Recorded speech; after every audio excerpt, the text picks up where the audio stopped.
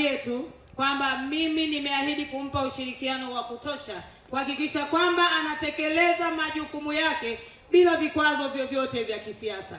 Tunafahamu wanasiasa tuna mambo yetu mengi, lakini umekuwa ukitushepu na kuona kwamba kuna wakati tufike mahali tufanye siasa, lakini yapo mengine tunatakiwa tuyafanye kwa maslahi mapana ya vizazi ambavyo vinakuja.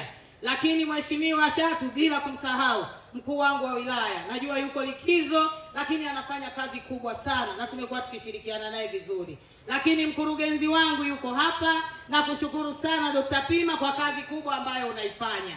Mstahiki meya hayupo, lakini yuko naibu meya ambaye kwa kweli baraza la madiwani la Tabora mjini tunafanya kazi kubwa ya kuhakikisha kwamba tunalinda maliasili zetu katika jimbo hili la Tabora mjini. Madiwani wenzangu wako hapa, niwapongeze na niwashukuru sana na nyie kwa kuwepo hapa kuja kushiriki pamoja na Mheshimiwa Waziri katika hafla hii ya leo. Mheshimiwa Waziri, nina mambo machache. Mheshimiwa Waziri, Tabora ni moja kati ya mikoa ambayo ina historia kubwa sana. Na nikwambie tu, miongoni mwa historia tulizonazo, nyingine nyingi bado kwenye wizara hamjaziweka zikafahamika vizuri zaidi. Kwa hiyo niombe sana wizara yako na mtendaji wako akiwepo, muweze kuangalia na kuona zile rasilimali ama zile malikale zilizopo zinaweza kutambuliwa, na sisi tukawa na zile malikale tukaziheshimu, na hata vizazi vyetu vijue nini kilikuwepo na nini kilifanyika katika mkoa wetu huu wa Tabora. Lakini nikushukuru sana kwa askari wako wa TAWA, wafanyakazi wako wa TAWA. Tumekuwa tukishirikiana nao vizuri sana kuhakikisha tunatangaza mali zetu zote za TAWA zilizoko hapa kwa nguvu zetu zote. Mmetuwekea zoo, tunayo bustani nzuri sana. Ungepata nafasi ungepita pale. Najua mna mambo mengi, lakini naamini kuna siku utakuja kwa ajili ya kwenda pale zoo, au sio? Kwa kweli pameboreka, pamekuwa pazuri, watu wamepaamini, si wa Tabora tu, hata nje ya Tabora. Lakini tukushukuru kwa maombi ya fedha tulizoziomba kwa ajili ya ujenzi wa uzio, kwa sababu eneo lile liko maeneo ya mjini na lina wanyama. Hatari yoyote ikitokea pale, hali itakuwa mbaya.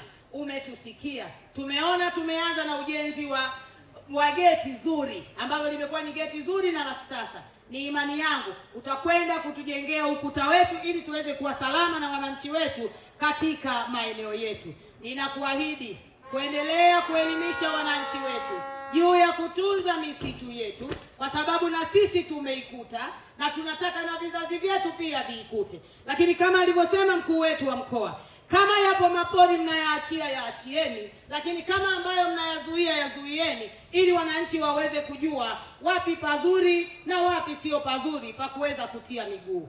Kama nilivyokuambia, tunalo bwawa letu hapa la Igombe, Mheshimiwa Waziri. Bwawa lile sasa hivi kidogo limekuwa na changamoto ya wale watu wetu mule ndani kuvamia watu wetu. Tunafahamu ziko sheria na taratibu, lakini wapo ambao wanavunja sheria. Inapotokea vifo kidogo kunakuwa kuna changamoto. Najua ulinijibu, ulilisikia na ulisema kwamba mtalifanyia kazi kwenye wizara. Ni imani yangu watu wanaoishi pembezoni mwa bwawa lile la Igombe watapata sheria na taratibu, lakini na nyie mtaangalia namna bora ya kuweza kutunusuru na wale mamba pamoja na viboko ambao wamekuwa wako mule na wamekuwa wakihatarisha maisha yetu. Kwa sababu ya muda, nikushukuru sana kwa mara nyingine. Najua wewe ni waziri msikivu.